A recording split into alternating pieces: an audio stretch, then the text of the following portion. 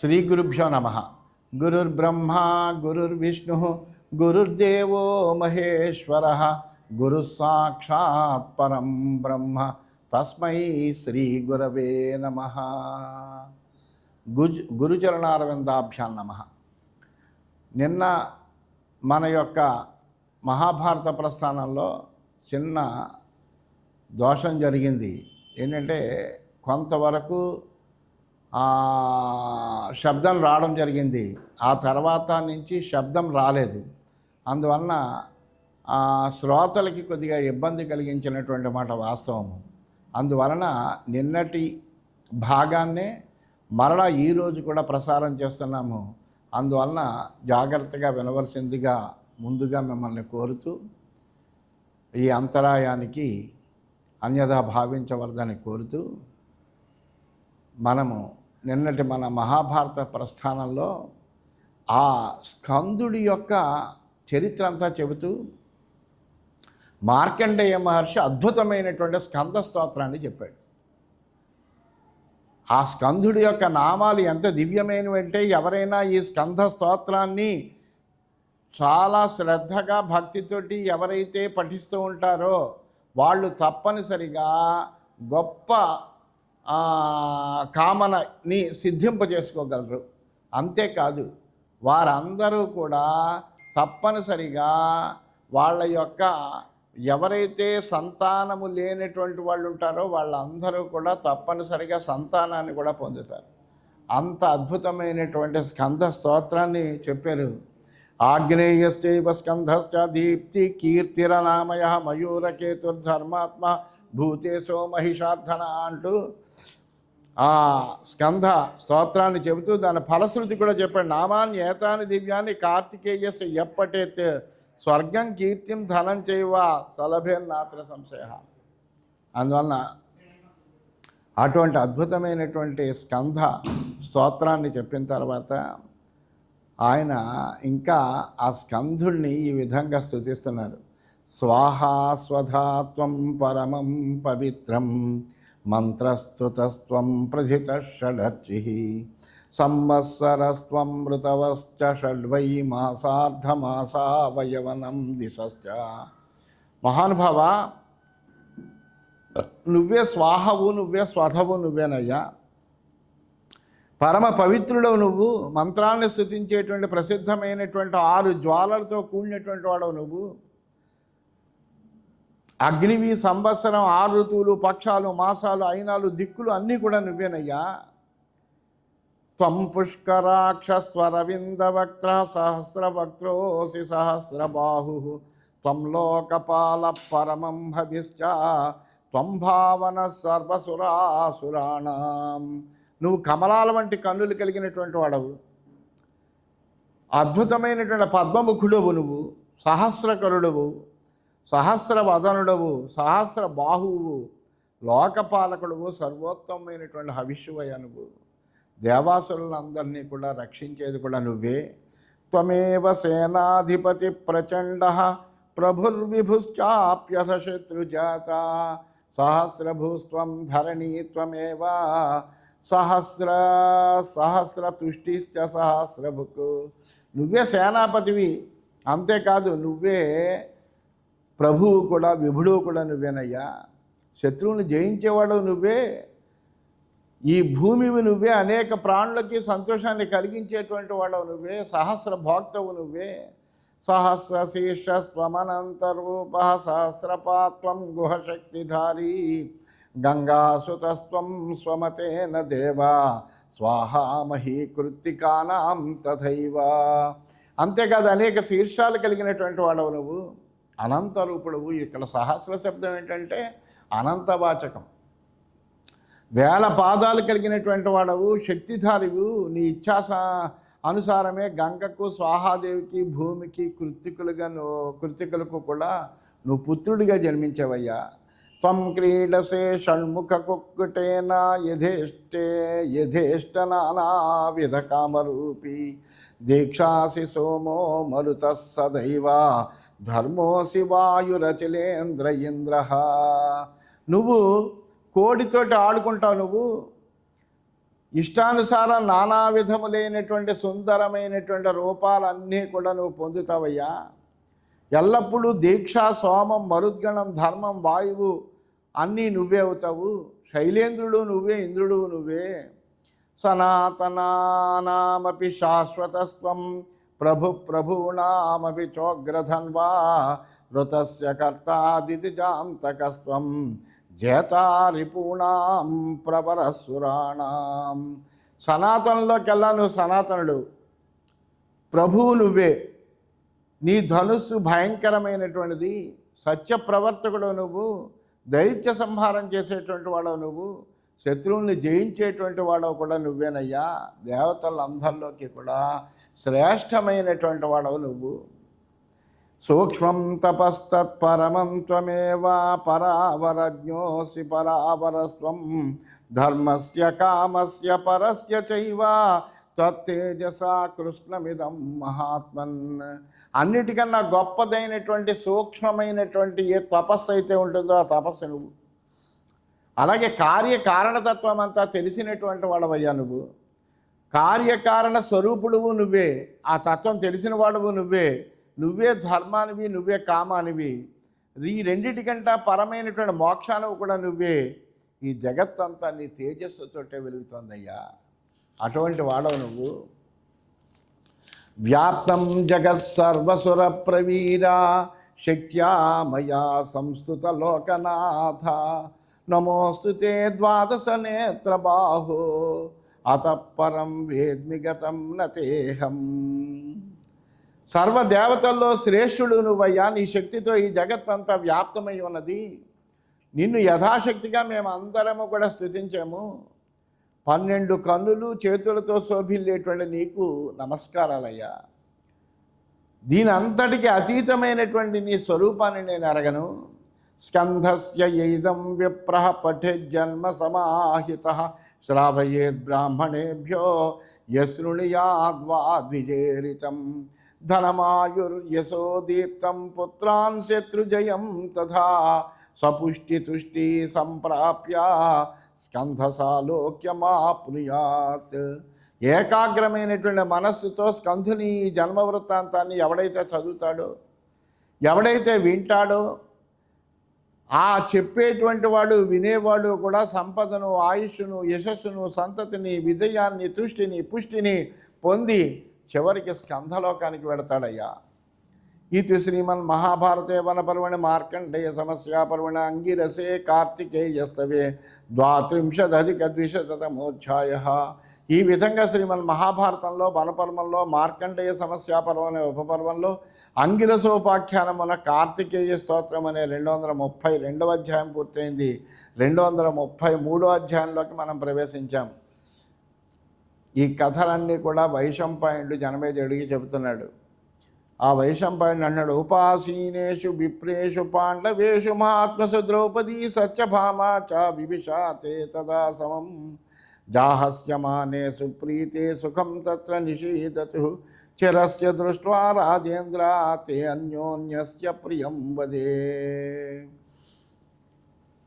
ఓ జనమేజయ మహారాజా, మహాత్ములైనటువంటి విప్రులు, పాండవులు అందరూ ఆసీనులయ్యారయ్యా. అలాగే ద్రౌపది సత్యభామలు ఇద్దరు ప్రక్క పక్కనే కూర్చున్నారయ్యా. ఒకరినొకరు చూసి చాలా కాలమైంది. వాళ్ళు చాలా మంచి స్నేహితులు, సన్నిహితులును, అటువంటి మంచి బంధుత్వం కలిగినటువంటి వాళ్ళు. అందువలన ఒకే ఈడు వాళ్ళు. దాంతో వాళ్ళిద్దరి మధ్య చాలా సఖ్యత అనేటువంటిది ఉంది. ఒకరినొకరు చూసి చాలా కాలం అవుతుంటే ఇద్దరు చక్కగా పరిహాసాలు చేసుకుంటూ ఒకరినొకరు కుశలం అడుగుతూ చాలా సుఖంగా మాట్లాడుకుంటున్నారు. కథయా మాసతుశ్చిత్రా కథా కురు యదుత్థతా యదుత్థితా అథాబ్రవీత్ సత్యభామా కృష్ణస్య మహిషీ ప్రియా సాత్రాజితి యాజ్ఞసేనీం రహసీదం సుమధ్యమా కేన ద్రౌపది వృత్తేన పాండవానధితిష్టసి లోకపాలోపమాన్ వీరాన్ పునః పరమ సంహతాన్ కథంచ వసగాస్తుభ్యన్న కుప్యంతి చ తే శుభే. సత్యభామ వాళ్ళు అనేకములైన విషయాలు మాట్లాడుకుంటూ ఉండగా సత్యభామ రహస్యంగా ద్రౌపదితోటి ఈ విధంగా అంటావు, ద్రౌపది, నువ్వు ఇంతటి గొప్పవాళ్ళైనటువంటి మహాపరాక్రమవంతులైనటువంటి పాండవుల్ని భర్తగా పొందేవు 5గురిని. కానీ వీళ్ళని నువ్వు ఎలా వశం చేసుకున్నావో నాకు తెలియదు. ఎందుకంటే నీకు 5గురు భర్తలు, కానీ అంత అన్యోన్యంగా మీరున్నారు. పైగా వాళ్ళందరూ కలిసికట్టుగా ఉండేటువంటి వీరులు, వాళ్ళంతా నీ వశమయ్యారు. నీ మీద ఎప్పుడు కోప్పడ్డం కానీ, లేకపోతే నిన్ను ఏదైనా అనడం కానీ ఏమీ అసలు ఉండదు. నీ మాట వినకపోవడం కానీ ఏమీ ఉండదు. అంత గొప్పగా నువ్వు ఎలా వీళ్ళని వశం చేసుకున్నావు. తపవస్యాహి సతతం పాండవాః ప్రియదర్శనే ముఖ ప్రేక్షాస్తే సర్వే తత్వమే తద్బ్రవీహి మే. ఎప్పుడు ఈ పాండవులందరూ నీకు సదా వశ్యులై ఉంటారు.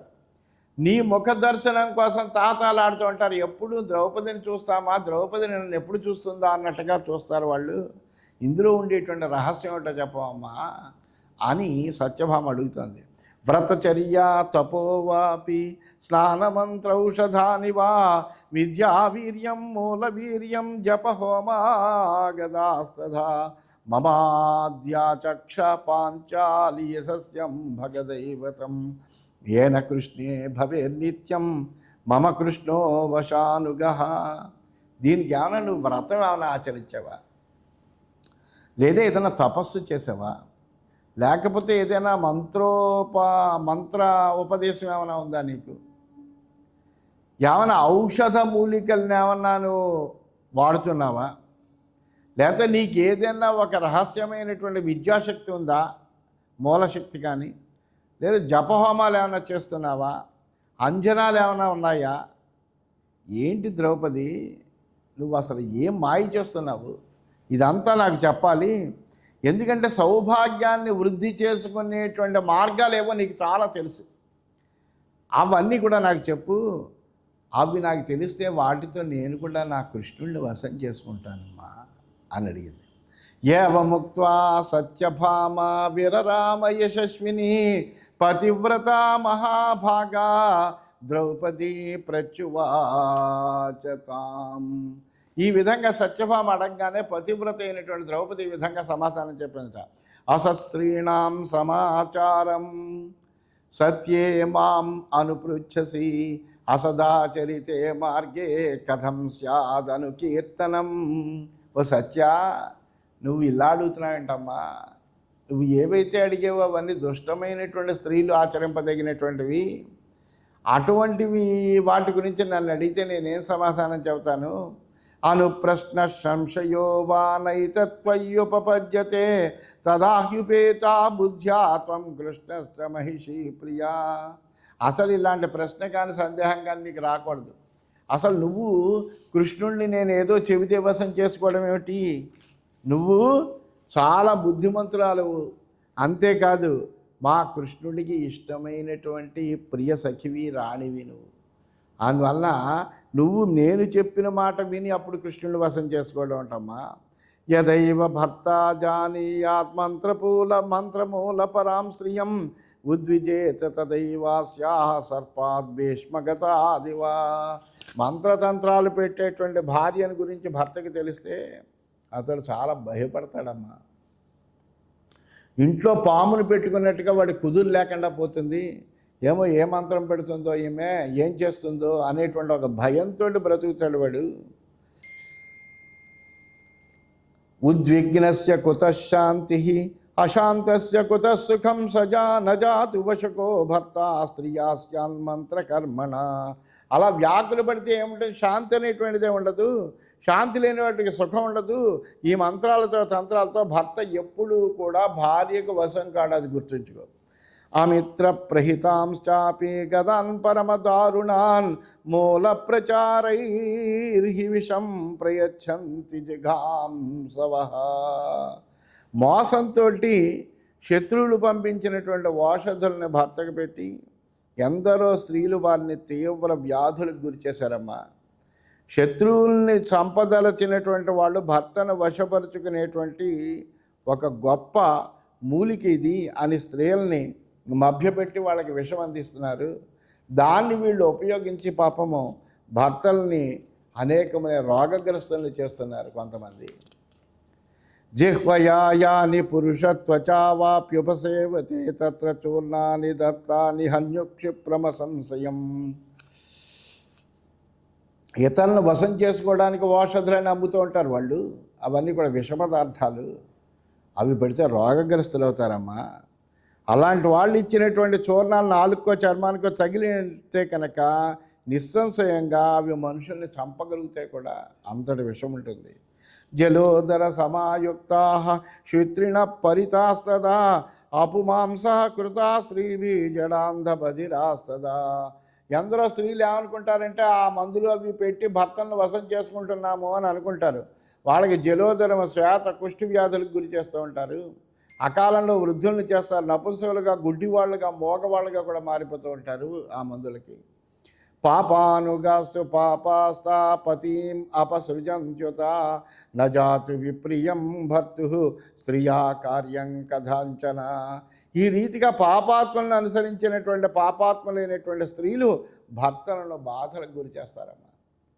భార్య ఎప్పుడు ఏ రీతిగానూ భర్తకి అప్రియం చెయ్యాలని ఎప్పుడూ కోరుకుంటే ఆమె భార్య కాదు.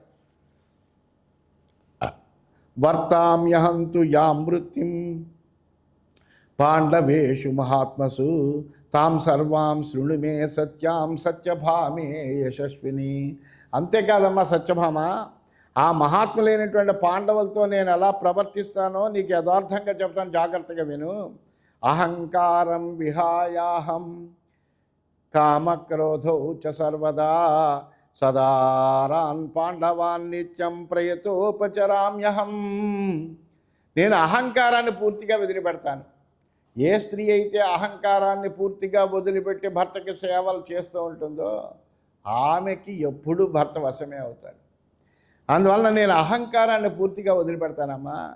కామక్రోధాలను ఎప్పుడు దరిచేరనివ్వను. చాలా ఏకాగ్రతతో నిత్యము పాండవులను, వాళ్ళకి సంబంధించినటువంటి మనుషుల్ని చాలా సేవ చేస్తూ ఉంటాను. ప్రణయం ప్రతి సంహృత్య నిధాయాత్మానమాత్మని శుశ్రూషుర్నిరహం మాన పతీనాం చిత్తరక్షిణి. నా కోరికలను నేను నియంత్రించుకుంటాను. ఒళ్ళు మర్చిపోకుండా సేవాభావంతో పనిచేస్తాను. భర్తల మనస్సుల్లో ఏముందో అది ఎరిగి ప్రవర్తిస్తాను. అహంకారానికి కానీ అభిమానానికి కానీ తావివ్వను. ఆ విధంగా సేవ చేస్తానమ్మా. దుర్వ్యాహృతాఛంకమానా దుస్థితాత్ దురవేక్షితాత్ దురాసితాత్ దుర్వ్రజితాత్ ఇంగితాధ్యాసితాదపి. అలాగే చెడ్డ మాటలు మాట్లాడడం కానీ, చెడ్డదైన ప్రవర్తన కలిగి ఉండడం కానీ, నిలకడలేనటువంటి చూపు అంటే చంచలమైన చూపులతో ఉండడం కానీ, తగని చోట కూర్చోవడం కానీ, తగని నడక నడవడం కానీ, వీటికి అవకాశం లేకుండా నేను జాగ్రత్త పడతాను. భర్తల అభిప్రాయాలను గ్రహించి అనుసరిస్తూ ఉంటాను. సూర్య వైశ్వానర సమాన్ సోమకల్పాన్ మహారథాన్ సేవే చక్షుర్షణ పార్థాన్ ఉగ్రవీర్య ప్రతాపిన. ఆ కౌంతేయులున్న చూసావా, వాళ్ళు సూర్యుడితోటి అగ్నితోటి సమానమైన వాళ్ళు, చంద్రుడితో సమానమైన వాళ్ళు, మహారథులు వాళ్ళు, కంటితోనే శత్రువుల్ని చంపగలిగినటువంటి వాళ్ళు, భయంకరమైన బలపరాక్రమాలు కలిగినటువంటి వాళ్ళు. వాళ్ళని ఎప్పుడూ సేవ చేస్తూ ఉంటాను. దేవో మనుష్యో గంధర్వ యువాచాపి స్వలంకృత ద్రవ్యవాన్ అభిరూపో వా నమే అన్య పురుషో మత. అంతేగా దేవుడైనా, మనుష్యుడైనా, గంధర్వుడైనా, యువకుడైనా, లేకపోతే మరి ఎవడైనా, ధనవంతుడైనా, అందగాడైనా సరే, మరొక మగవాడికి నా మనస్సులో ఎప్పుడూ చోటు ఉండదు. నా భర్తల్నే నేను గౌరవిస్తాను, వాళ్ళనే నా మనస్సులో ఉంచుకుంటాను. నా భుక్తవతి నా స్నాతే నా సంవిష్టే చ భర్తరి న సంవిషామి నాశ్నామి సదా కర్మ కరేష్వపి. అలాగే భర్త, ఆయన సేవకులు తినకుండా నేను అప్పుడు తినను. అసలు ముందర నా భర్తలకు అన్నం పెడతాను, తర్వాత వాళ్ళ సేవకులకి పెడతాను, ఆ తర్వాత నేను తింటాను. అలాగే వాళ్ళు స్నానం చేయకుండా నేను స్నానం చేయను, భర్త శయనించకుండా నేను నిద్రించను. అంటే భర్తని అనుసరించి పతి వ్రత అన్నారు. పతి అనుసరించే గచ్చతి పతి వ్రత. అందువలన ఆ భర్తను అనుసరించి వెళ్ళడమే కానీ వాళ్ళని అతిక్రమించి వెళ్ళడం అనేటువంటిది నా జీవన విధానంలో లేదమ్మా అని పతివ్రత అసలు ఎలా ఉండాలి, ఎలా ఆమె పనులు చేసుకోవాలి, ఎలా ఉంటే ఆమెకు భర్తలందరూ వశం అవుతారు, ఆమె ఏమి ఆచరిస్తోంది అనేటువంటి విషయాలన్నీ కూడా చాలా చక్కగా ద్రౌపదీదేవి ఆ సత్యభామ అడిగినటువంటి ప్రశ్నకు సమాధాన రూపంగా చెబుతోంది. వ్యాసాచార్యుడు ఆ ద్రౌపది చేతిలో చెప్పిస్తున్నాడన్న మాటే కానీ ఆ ద్రౌపది ముఖంతో స్త్రీలందరికీ కూడా ఇదొక గొప్ప ఉపదేశంగా చేస్తున్నాడు అని మనం గ్రహించాలి. ఇంకా చాలా మంచి విషయాలు చెబుతున్నాడు. అవన్నీ రేపటి భాగంలో విందామని తెలియజేస్తూ స్వస్తి.